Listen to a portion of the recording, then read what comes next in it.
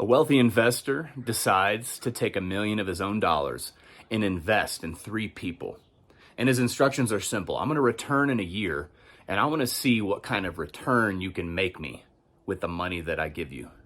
And so he comes back in a year. The first guy broke even. The second guy made $100,000. And the third guy has $250,000 in return. So who do you think that investor in year 2 is going to invest in? Well, certainly he's going to take the money from the guy that broke even, and he's going to distribute it with the other 2 guys, probably maybe just the third. So on a spiritual level, what does that mean, right? And that's a twist on something we already see in the Bible.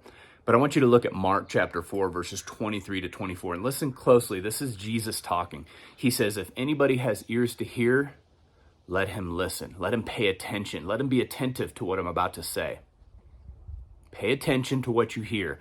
By the measure you use it, it will be measured to you, and more will be added to you.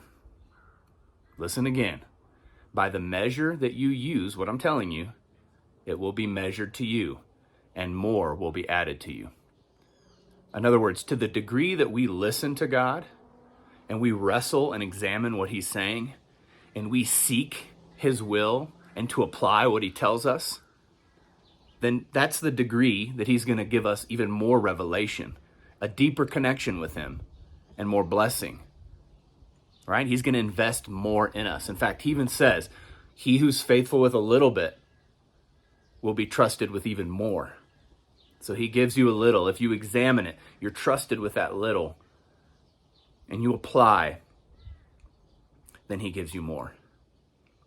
And that's what he's looking for.